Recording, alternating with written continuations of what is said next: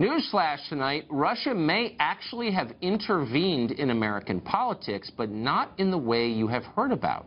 This is an amazing story. In a newly released letter to the Treasury Secretary, Steve Mnuchin, Republican Congressman Lamar Smith and Randy Weber say that Russia is working with American environmental groups to spread misinformation about hydraulic fracking, it's called. The goal, get it banned, fracking banned in the U.S., which of course would hurt the U.S. energy sector and benefit the Russian energy sector. It's all about the price of gas.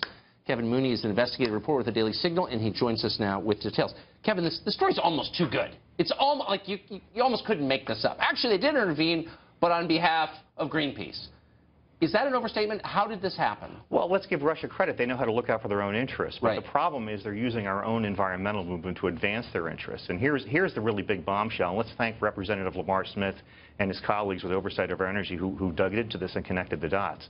Russia is using a shell company in Bermuda, the funnel company through which then goes to a group called the Sea Change Foundation, which then disperses tens of millions of dollars to their own environmental organizations in the U.S., which in turn carry the water for Vladimir Putin to slam and smear the innovative practice of fracking, which has enabled this shale gas revolution, which, as you know, has really greatly bolstered America's and undercut Russia's position in the energy markets. Right.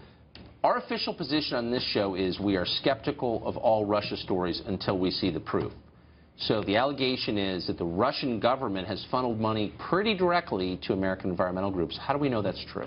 Well, we know it from our own intelligence community. If you go to thedailysignal.com, which is our news site at the Heritage Foundation, they lay this out with a letter from Lamar Smith. They've known this for years. In fact, I'll even cite Hillary Clinton, who was Secretary of State, cited phony environmental groups that were being funded by the Russians. She described herself as an environmentalist and expressed frustration that the Russians were propping up these environmental organizations to advance their own interests. This is really about protecting Gazprom, Russia's large oil company, because if the United States fracking revolution and the shale gas revolution accelerates, it puts Gazprom and Russia back on their heels. Well, I mean, their entire economy is built on. At least this story has an explicable, logical motive. The idea that Trump got the support of Putin because they're both fascists and they like each other. I mean, it's not a compelling motive.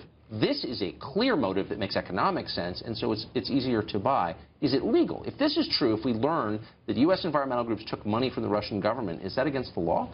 Well, that's why Lamar Smith and other congressmen are calling for the U.S. Treasury Department to conduct an investigation into this. Let's at least look at the financing. If you're going to ask all these questions about how much Russia's influencing elections or how much influence they have on Donald Trump, then it logically follows we should look at something that has a tangible connection. It would make sense for Russia to try to stop fracking exercises in the United States, because if we succeed, we can liberate Poland and most of Europe from their economic dependence on Russia. Well, that's the key. So finally, we know that there's an awful lot of anti-energy, anti-natural gas, anti-fracking propaganda on Russian state television in the U.S. RT, which is otherwise a very left-wing channel. It's not like a pro-Trump channel, that's for sure.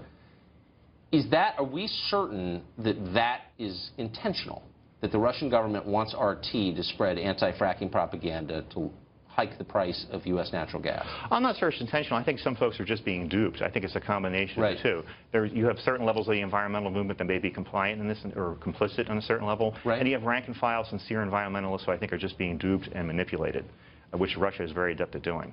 So I guess what we're looking at here is the wholesale hacking of our environmental establishment.